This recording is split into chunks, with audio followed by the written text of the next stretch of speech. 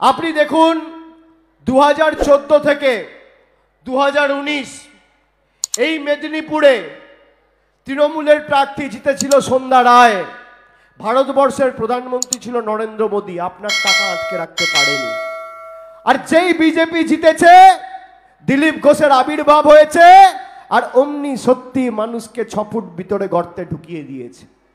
গণতান্ত্রিকভাবে মানুষ ভোটাধিকার প্রয়োগ করে এক বুক আশা, স্বপ্ন, আকাঙ্ক্ষা নিয়ে বিজেপিকে ভোট দিয়েছিল।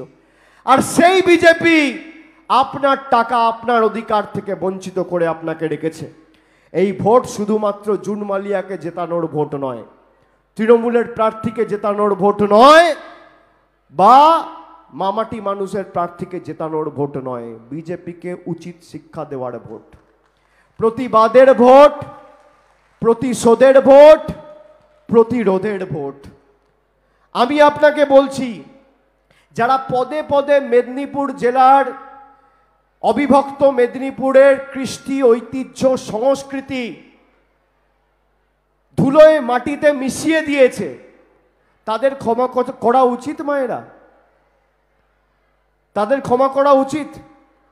যে মেদিনীপুরের মাটি স্বাধীনতা আন্দোলন, নবজাগরণ, পৃথক তাম্রলিপ্ত সরকার তৈরি করে দেশকে পথ দেখিয়েছিল, সেই মাটিকে যারা কলুষিত করেছে, মুখের ভাষা শুনেছেন?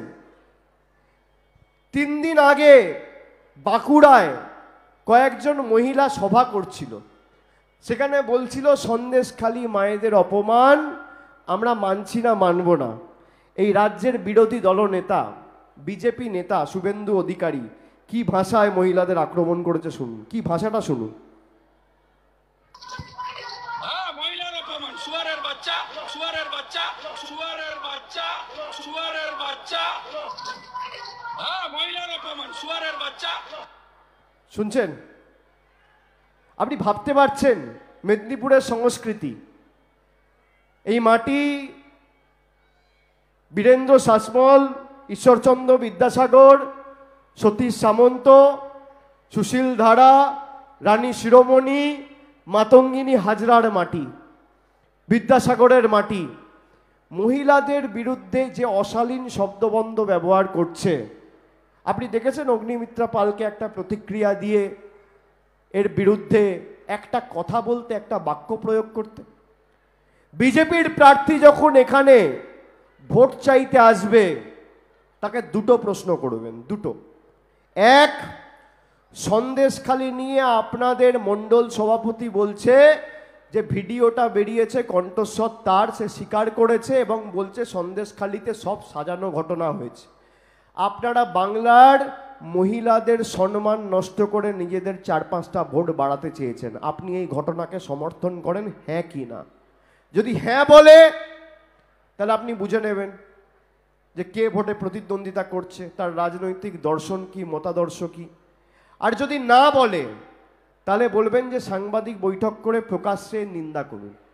আর 2 নম্বর প্রশ্ন, আপনাদের কুচবিহারের নেত্রী দীপা চক্রবর্তী বলেছে লক্ষ্মীর ভাণ্ডার বন্ধ হবে। সেই দীপা চক্রবর্তীকে এখনো আপনারা বহিষ্কার করেননি কেন, আর এই নিয়ে আপনার অবস্থান কি? এই দুটো প্রশ্নের সঠিক উত্তর যদি অগ্নিমিত্রা পাল আপনাদের দিতে পারে, আমি আপনাদের বলবো তৃণমূলের হয়ে অভিষেক বন্দ্যোপাধ্যায় কোনোদিন পশ্চিম মেদিনীপুরে ভোট চাইতে আসবে না। দিতে বলুন, তথ্য পরিসংখ্যানকে সামনে রেখে লড়াই করতে বলুন না।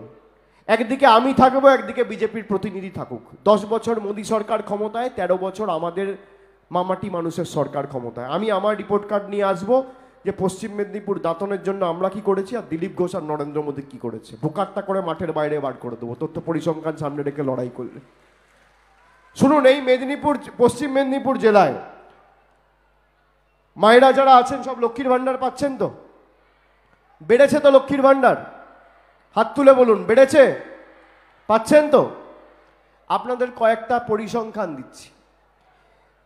এই পশ্চিম মেদিনীপুর জেলায়, আমি অবিভক্ত মেদিনীপুর বলছি না, খালি পশ্চিম মেদিনীপুর, পশ্চিম মেদিনীপুর জেলায় যে 15টি আসন রয়েছে, 15টি বিধানসভা, সেই 15টি বিধানসভার মধ্যে 11,99,580 জন মায়েদের আমাদের মামাটি মানুষের সরকার প্রতি বছর 1738 কোটি টাকা খরচা করে প্রতি মাসে লক্ষ্মীর ভাণ্ডার দিচ্ছে।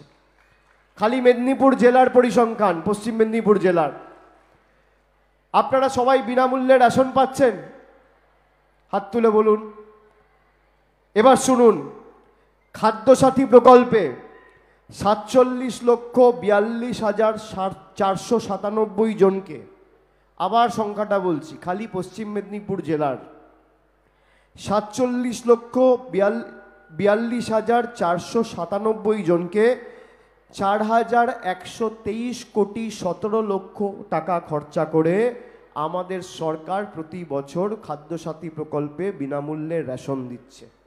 খালি পশ্চিম মেদিনীপুর জেলায় 18,21,814 জনকে 801 কোটি টাকা খরচা করে কন্যাশ্রী প্রকল্পে আমাদের সরকার আর্থিক সাহায্য সহযোগিতা করেছে।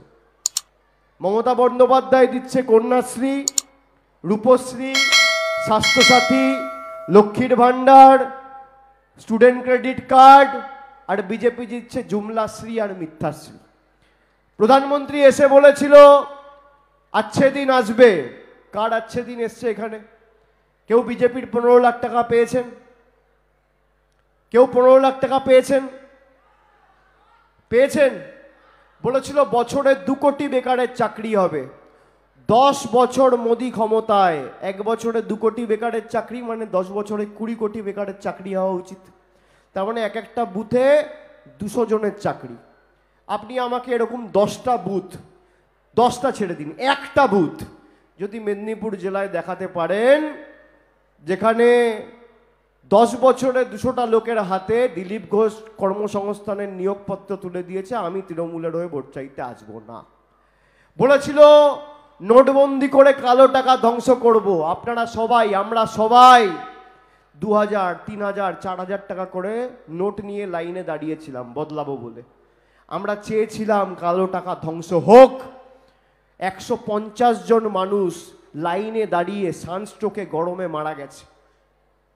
হঠাৎ করে স্ট্রোক, হিট স্ট্রোকে মারা গেছে, হার্ট অ্যাটাকে মারা গেছে। কালো টাকা ধ্বংস হয়েছে। বলেছিল জিএসটি করে দেশকে অর্থনৈতিকভাবে শক্তিশালী করব। দেশের অর্থনীতি আজকে রসাতলে।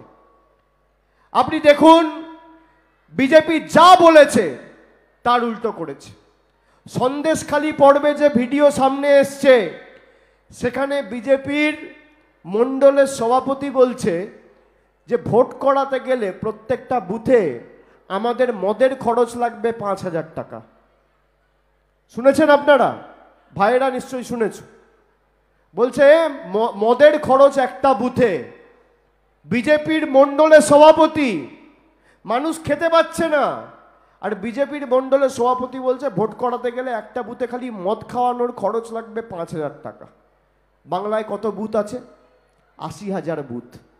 তার মানে 80,000 বুথে যদি 5,000 টাকা করে মদের পিছনে খরচ করে, বাংলায় বিজেপির মদ খাওয়ানোর বাজেট হচ্ছে 40 কোটি টাকা।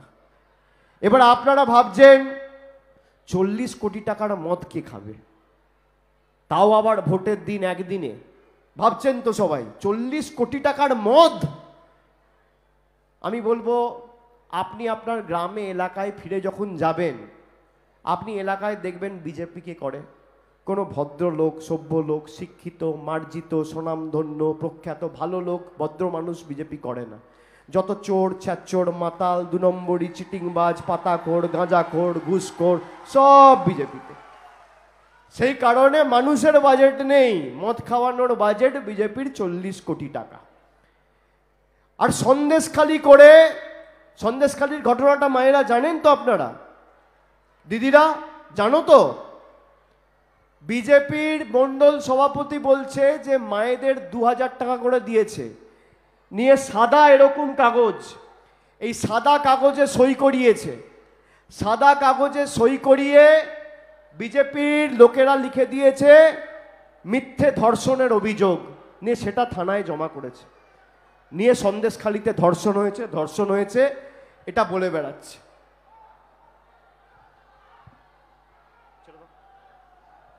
এটা বলে বেড়াচ্ছে। আমি আমি আপনাদের